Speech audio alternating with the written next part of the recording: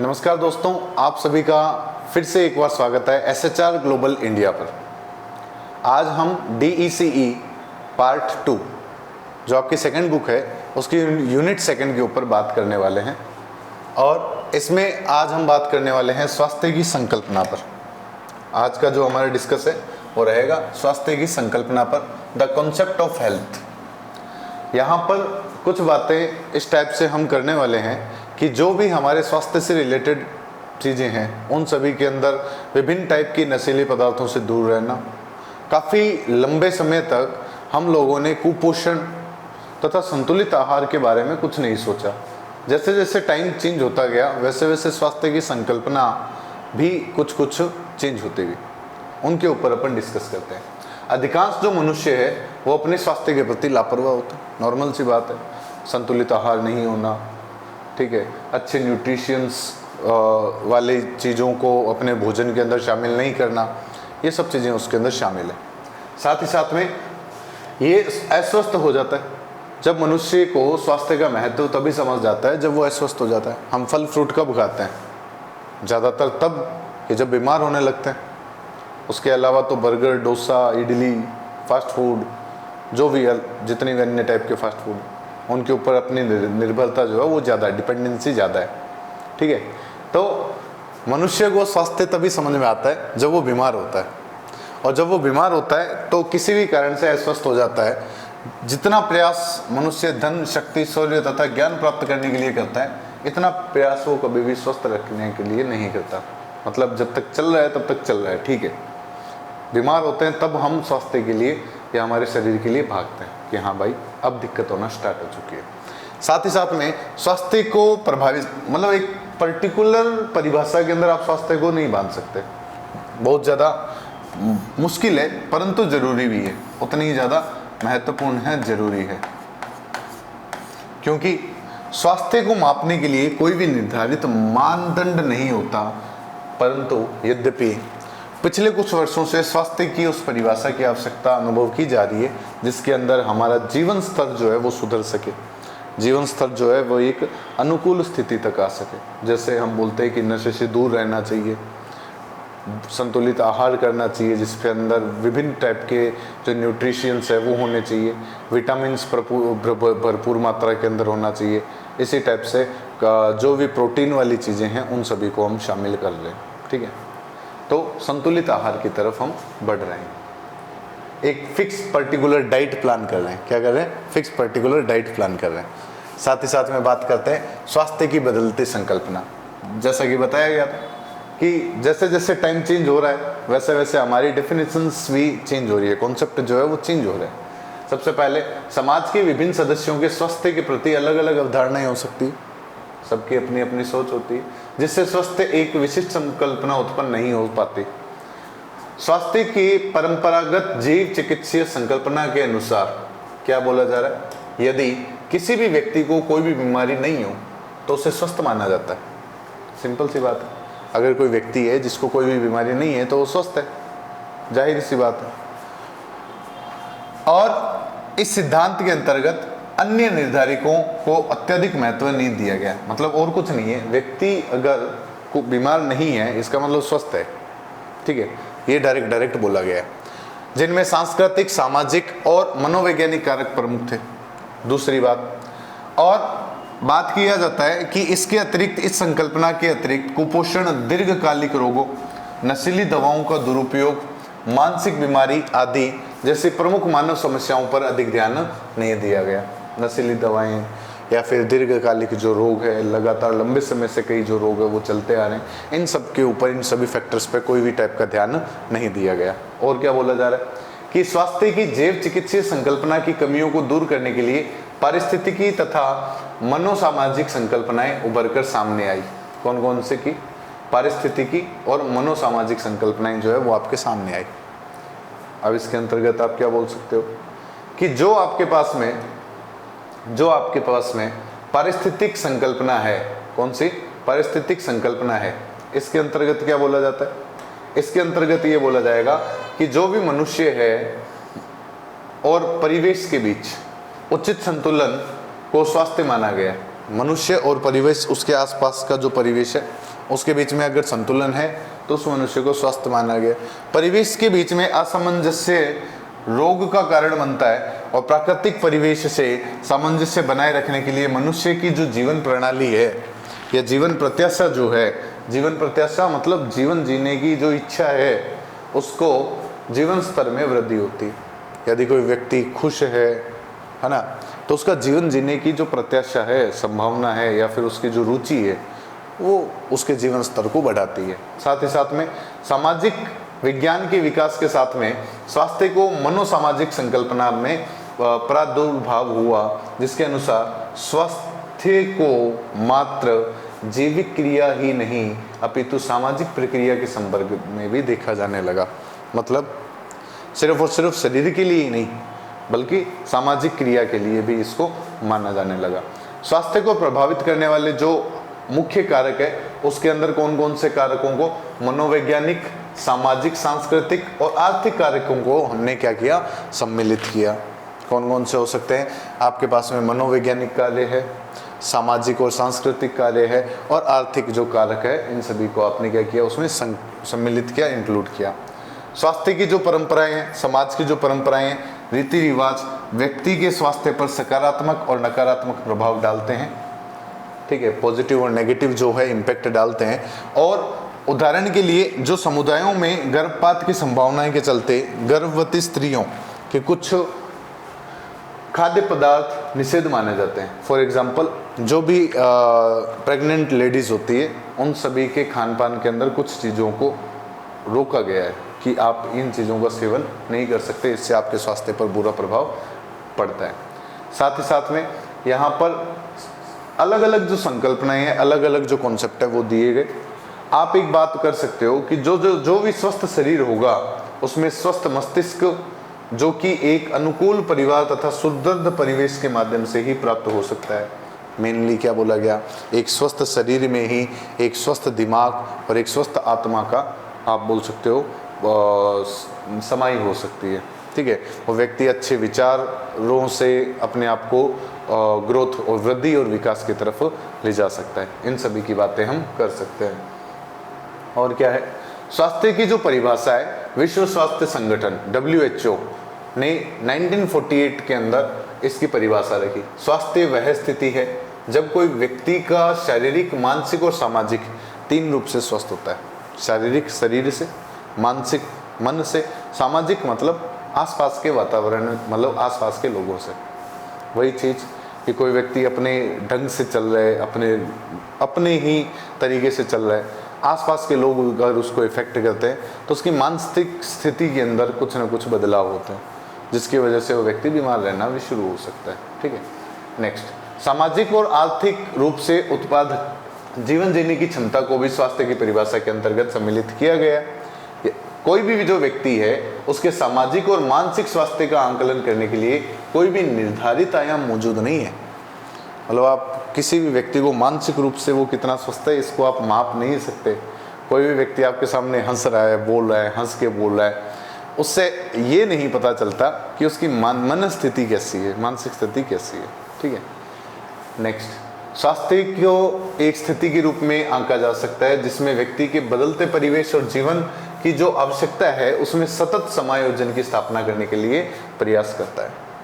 साथ ही साथ में WHO की जो परिभाषा है उसके अकॉर्डिंग आप बोल सकते हो ये परिभाषा व्यापक और सकारात्मक है, मतलब पॉजिटिविटी लिए हुए है WHO की परिभाषा, जिसके अंदर शारीरिक, मानसिक और सामाजिक स्वास्थ्य, इन तीनों आयामों के ऊपर उसने चर्चा की। वरना मानसिक स्वास्थ्य के रूप में तो आज के परिवेश में भी अगर बात की जाए तो मानसिक स्वास्थ्य के रूप में लोग इतने ज़्यादा जागरूक नहीं हैं। ठीक है, कुछ अवेयरनेस आई है, बट मानसिक स्वास्थ्य को आप उसको इंक्लूड ही नहीं किया जाता। लोग मतलब कुछ ऐसे नासमझ प्रवृत्ति के लोग होते हैं जो उस बात को लेकर के हंसने लग जाते हैं, मजाक उड़ाने लग जाते हैं, मतलब उससे सामाजिक जो आयाम है वो प्रभावित होता है। ठीक है, नेक्स्ट, समाज के वातावरण में शरीर की प्रत्येक कोशिकाएं तथा अंग संपूर्ण क्षमता और सामंजस्य से कार्य करते हैं और मनोवैज्ञानिक रूप में भी व्यक्ति का स्वस्थ अनुभव करवाता है। व्यक्ति अंदर ही अंदर ये फील करता है कि हाँ मैं सही हूँ। ठीक है, तो ये सब चीज़ें जो है वो यहाँ पर रहती है। स्वास्थ्य के आयाम अभी अभी बात की थी, शारीरिक आयाम होता है, मानसिक आयाम होता है, ठीक है। यदि व्यक्ति जो है पूरे एकदम सुदृढ़ है, ठीक है, कोई भी टाइप की उसमें बीमारी नहीं है, सिर की स्वस्थ त्वचा है, चमकदार, ठीक है, साफ आंखें हैं, भली भांति उसका शरीर जो है विकसित है, मांसपेशियां आदि जो है वो क्या है, विकसित है, इन सभी को आप ले सकते हो। मानसिक आयाम के अंदर व्यक्ति प्रसन्न आपको दिखाई दे रहा है, शांत है, व्यवहार के अंदर प्रफुल्लता है ना, पूरा आनंदित है, पूरा का पूरा आत्मसंतुष्टि है, जो भी उम्र है इसके अंदर प्रफुल्लता जो है वो ज़्यादा होती है, ठीक है। नेक्स्ट आप यहाँ पर बोल सकते हो दया का भाव है, ठीक है, दया की स्थिति, आत्मदया की स्थिति, मतलब खुद पे दया नहीं हो, मतलब वो अपने आप में संतुष्ट है, ठीक है, भीतर ही भीतर कोई भी भावनात्मक संघर्ष नहीं हो, अपने ही विचारों से नहीं लड़ रहा हो या दूसरों के विचारों से अंदर ही अंदर नहीं लड़ रहा हो, ठीक है, ये सब चीज़ें हैं। और साथ ही साथ में मन की संतुलित अवस्था होनी चाहिए, मतलब जब कोई माइंड में विरोधाभास नहीं होंगे तब उसका मन स्थिति क्या रहेगी, एकदम शांत रहेगी, ठीक है। तो वो व्यक्ति आत्मसंतुष्टि में भी रहेगा, प्रसन्न रहेगा, उसका व्यवहार शांत होगा और आनंदित तो रहेगा, प्रफुल्लता रहेगी। ओके, नेक्स्ट सामाजिक आयाम क्या है। हम सामाजिक जीव हैं तो संतोषजनक रिश्ते निर्माण करना और उसे बनाए रखना हमारा स्वाभाविक रूप से आता है। तो ऐसी मित्रता करें जो संतोषप्रद और दीर्घकालिक हो, लंबे टाइम तक चले। दोस्त कम बनाओ पर ऐसे बनाओ कि जो दीर्घकालिक हो, ठीक है, जो आपको टाइम आने पर, टाइम मतलब बुरा समय, ऐसे बात नहीं है कि दोस्त वो नहीं होते जो हमारे अच्छे समय में हमारे साथ है, दोस्त वो होते हैं जो हमारे बुरे समय में हमारे साथ खड़े रहते हैं, ठीक है। तो वही बात है कि मित्रता जो है वो ऐसी होनी चाहिए जो संतोषप्रद हो और दीर्घकालिक हो, लंबे टाइम तक चले, भले कम हो, मित्र कम हो पर होने ऐसे चाहिए। साथ ही में परिवार व समाज से जुड़े संबंधों को हार्दिक और अक्षुण्ण बनाए रखें। अपनी व्यक्तिगत क्षमता के अनुसार समाज के कल्याण के लिए कार्य करना, कोई ना कोई कार्य जो है आपके आसपास जो भी आपका परिवेश है, जो भी आपका समाज है उसके अंदर करना। समाज वो नहीं है कि जो हमने अपना एक सरनेम लगा दिया कि हाँ भाई ये हमारा समाज है, वो समाज नहीं है। समाज वो है जिस परिवेश में आप रह रहे हो, जिसमें विभिन्न वर्ग के लोग या फिर विभिन्न टाइप के लोग आप हो, तो आपके हम उम्र लोग आपके आसपास में खूब सारे होंगे, तो वो आपका एक समाज है, पर्टिकुलर समाज है, ठीक है। तो आप जिस भी कार्यस्थल पर हो या जहां आप पढ़ रहे हो वो आपका एक पर्टिकुलर समाज है। आप उसके उद्धार के लिए क्या कार्य कर सकते हो, तो वो सब चीज़ें इसके अंदर इंक्लूड होती है। आप अपने व्यक्तिगत क्षमता के अनुसार उसके उद्धार के लिए क्या कार्य करते हो वो बात। आध्यात्मिक आयाम, आध्यात्मिक आयाम के अंदर क्या होगा आपके पास में, आध्यात्मिक आयाम को आप बोल सकते हो कि सर विभिन्न टाइप की मान्यताओं के अकॉर्डिंग, विभिन्न टाइप की मान्यताओं के अकॉर्डिंग अच्छा स्वास्थ्य जो है आध्यात्मिक आयाम के अंदर स्वस्थ हुए बिना अधूरा है। जीवन के अर्थ और उद्देश्य की तलाश करना आध्यात्मिक आयाम बनाता है, ठीक है।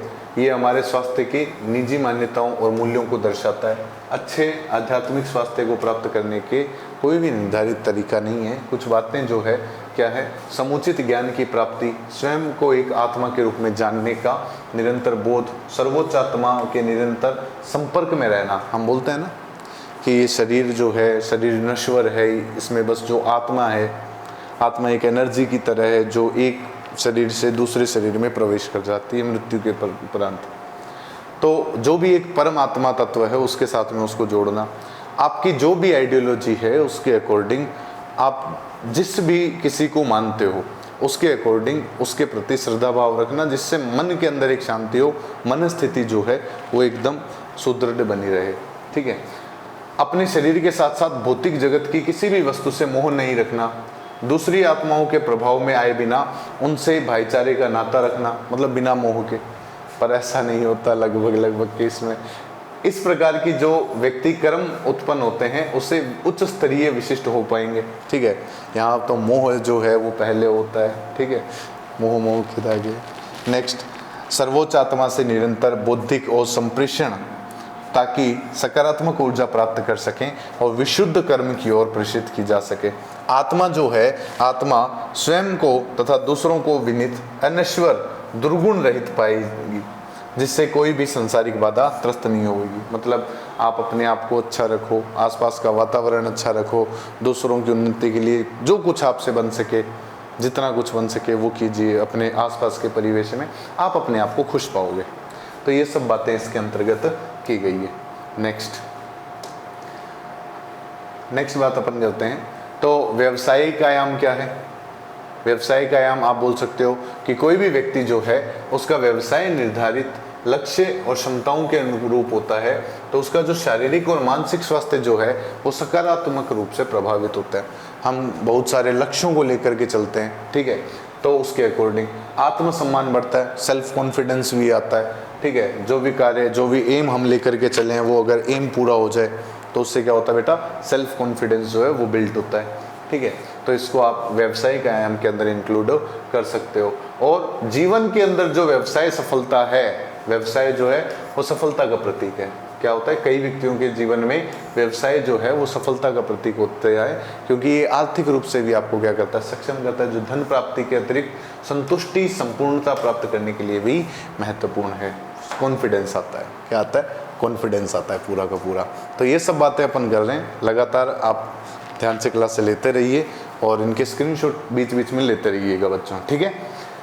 आगे की बात अगर की जाए तो यहाँ पर स्वास्थ्य का जो स्पेक्ट्रम है ना, वो एक है। आपको ये ध्यान रखना चाहिए कि सकारात्मक स्वास्थ्य हो, सब टाइप से मनस्थिति सही है, मानसिक रूप से कोई भी विरोधाभास नहीं है, आसपास के जो सामाजिक आपके पास में जितने भी विचार आ रहे हैं उन सभी से आप एकदम हटे हुए हो, ठीक है। मतलब आपकी मनस्थिति में कोई भी टाइप का विरोधाभास नहीं है, शरीर से आप पूरे के पूरे सक्षम हो, ठीक है। तो वहां पर जो स्वास्थ्य होता है वो कैसा होता है, सकारात्मक स्वास्थ्य। इसी को आप उत्तम बोल सकते हो। सबसे अच्छी कंडीशन ये होगी, कैसी कंडीशन होगी, उत्तम कंडीशन होगी, ओके।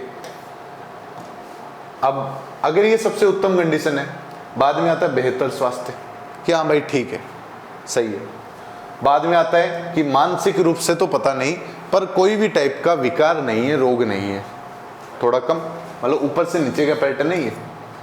फिर रोग तो विद्यमान है परंतु लक्षण स्पष्ट नहीं है, मतलब किसी न किसी टाइप से, किसी न किसी पोषक तत्व की, विटामिन की, प्रोटीन की, कार्बोहाइड्रेट, कोई न कोई रूप में डिफिशिएंसी है, परंतु वो अभी पता नहीं लग रही है, दीर्घकालिक है, थोड़े टाइम बाद में सामने आएगी, अभी लक्षण नहीं है उसके, मतलब रोग तो है पर लक्षण नहीं आए। अल्प स्तर की बीमारी, कुछ कुछ बीमारी है ना। नेक्स्ट फिर आती है गंभीर बीमारियां।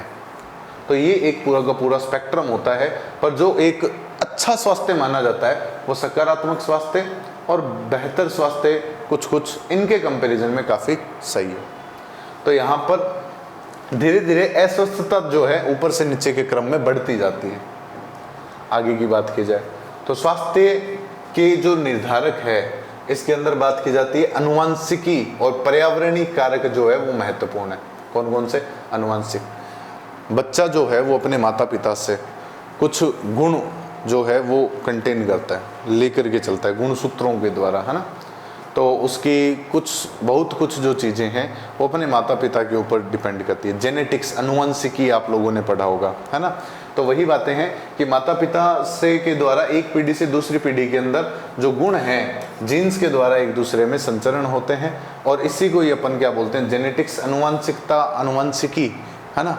याद होगा आपको जो ग्रेगर जॉन मेंडल ने आपको अनुवांशिकता के बारे में बताया था, ठीक है। तो वही चीज़ें हैं कि ये जो अनुवांशिकी है ये किसी भी व्यक्ति के ऊपर प्रभाव डालती है, डायरेक्ट प्रभाव डालती है। इससे व्यक्ति के अनुवांशिकी गुण जो है, बच्चे का कद कैसा है, रंग रूप कैसा है, शारीरिक गठन कैसा है, और वृद्धि को प्रभावित करते हैं। साथ ही साथ में बालक के अनुवांशिक गुण, जैसे कि उसमें कई बीमारियां और समस्याएं भी उत्पन्न होती है।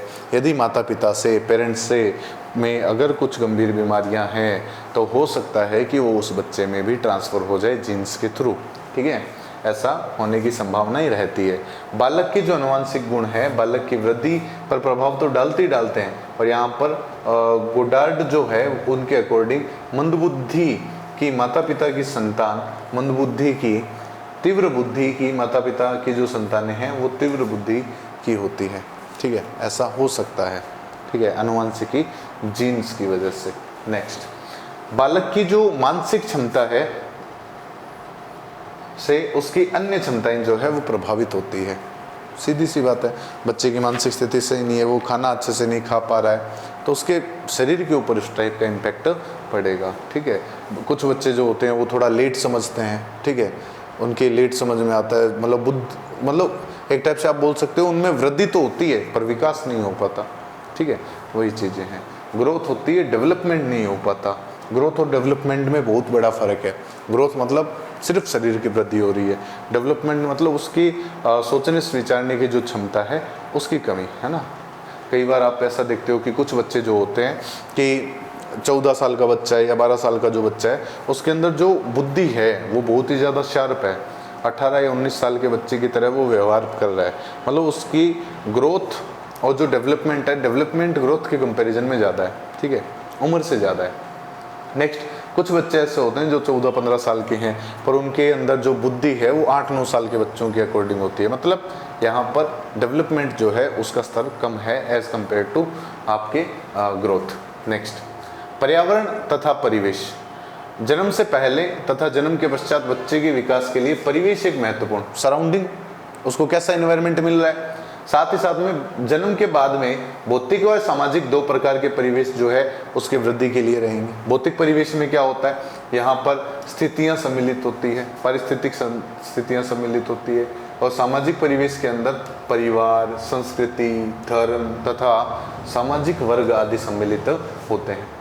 ठीक है, मनुष्य का उसके परिवेश के साथ सामंजस्य जो है वो उसकी स्वास्थ्य पर सकारात्मक तथा नकारात्मक प्रभाव डाल सकता है। जो परिवेश है उसके ऊपर स्वास्थ्य पर सकारात्मक इम्पैक्ट भी डाल सकता है, नकारात्मक इम्पैक्ट भी डाल सकता है। कैसे?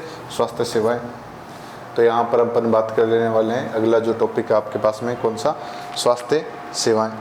स्वास्थ्य सेवाएं जो है वो एक टाइप से आप बोल सकते हो कि ये भी आपका एक स्वास्थ्य का जो स्वास्थ्य को निर्धारित करने वाला जो पॉइंट है वो हो सकता है। किसी भी देश के अंदर रहने वाले जो लोग हैं वो देश की राजनीतिक व्यवस्था से जुड़े होते हैं।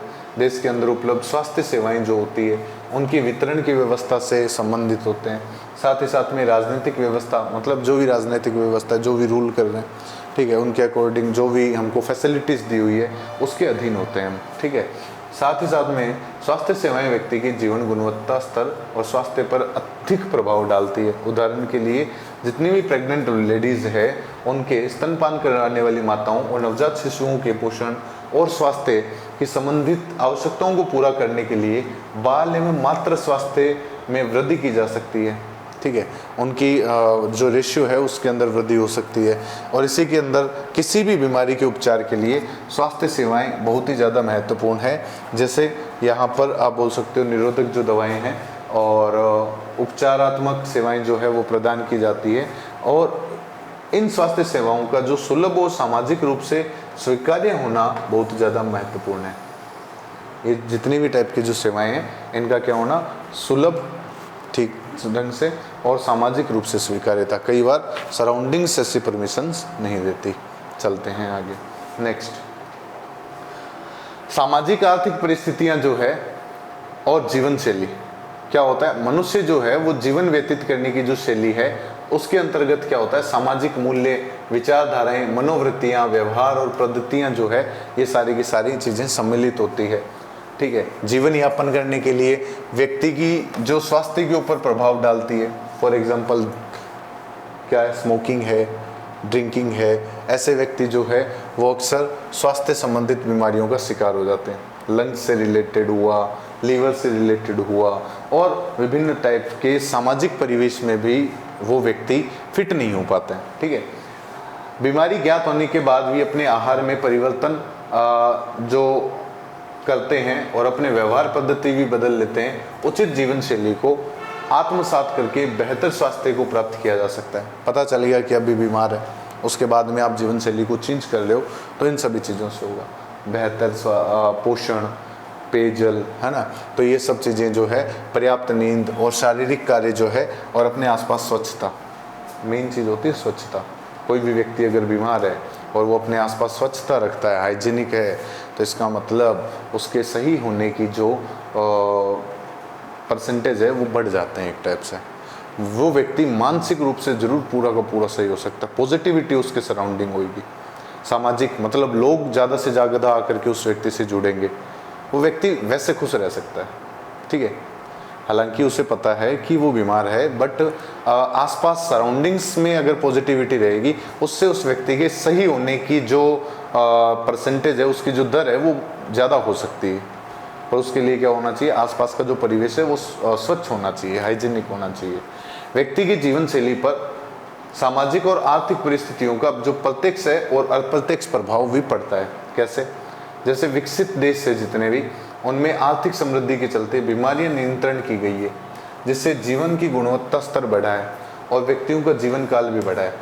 जो एवरेज एज होती है, एवरेज जो एज होती है वो क्या हुई है, बढ़ी है। जबकि विकासशील देश जैसे अपने भारत जैसे देश जो कि विकासशील देशों के अंदर आते हैं, विकासशील के देशों में गरीबी, अस्वच्छता, अशिक्षा, निम्न पोषण स्तर के कारण पोषणहीनता जन्य रोग और बेरोजगारी, संक्रमण और गरीबी बहुतायत में पाए जाते हैं, जिससे शिशु मृत्यु दर और मातृ मृत्यु दर ये जो है इनके अंदर क्या होती है, वृद्धि हुई है। मतलब अभी जो इंडिया है वो विकासशील देशों की श्रेणी में है। हालांकि तेजी से बढ़ रहा है, हम तेजी से ग्रोथ कर रहे हैं, पर कुछ मामलों के अंदर हम अभी भी विकसित देशों से पीछे हैं, ठीक है। तो इनके ऊपर बात की जा रही है। साथ ही साथ में अगर बात की जाए तो बच्चे के विकास के लिए अच्छे स्वास्थ्य का क्या महत्व है। बच्चे के स्वास्थ्य के लिए जैसे कि कोई भी गर्भवती स्त्री है, उसके अंदर खसरा, सिफिलिस, गोनेरिया, पोलियो आदि किसी भी रोग से बचना जरूरी है, क्योंकि इससे बच्चे के ऊपर प्रभाव पड़ेगा, ठीक है। शिशु की पर्याप्त वृद्धि और विकास के लिए गर्भावस्था से पूर्व तथा गर्भावस्था के दौरान, जन्म के पश्चात, स्तन्य काल के समय माता को पर्याप्त एवं समुचित पोषण के अंदर विभिन्न प्रकार के पोषक तत्व जिसको आप खनिज लवण, खनिज पदार्थ भी बोलते हो, खनिज पदार्थ, साथ ही साथ में कार्बोहाइड्रेट, कार्बोज जिसको बोला गया है ना, विटामिन्स, प्रोटीन की जो भी समुचित व्यवस्था है संतुलित रूप में, वो उनके पास में होना चाहिए। नेक्स्ट बात की जाए, बच्चों का जो शारीरिक और मानसिक और सामाजिक स्वास्थ्य है उनके ऊपर प्रत्यक्ष प्रभाव डालता है। इसलिए आवश्यक है कि विभिन्न प्रकार के आयु में अंतर संबंध जो है वो बना रहना चाहिए। बीमार व कुपोषित बच्चों में विकास की जो दर है वो अपेक्षाकृत कम होती है। सिंपल सी बात है कि जो आपके पास में विकास की दर है, ग्रोथ रेट जो है वो कम हो जाएगी। तो ग्रोथ ही कम है, डेवलपमेंट की तो बात ही दूर है, ठीक है। तो यहाँ पर दीर्घकालिक बीमारियों से वो बच्चा है पोषणहीनता की वजह से बीमार रहना शुरू हो जाएगा, ठीक है। ये सब क्या होता है उसके जन्म से पहले, ठीक है, उस दौरान भी ये बस सब चीज़ें जो है वो शुरू हो सकती है माता के द्वारा। तो इन सभी बातों की चर्चा की है हमने आज की क्लास में। यहाँ पर आपके पास में यूनिट 2 जो है वो कंप्लीट होती है।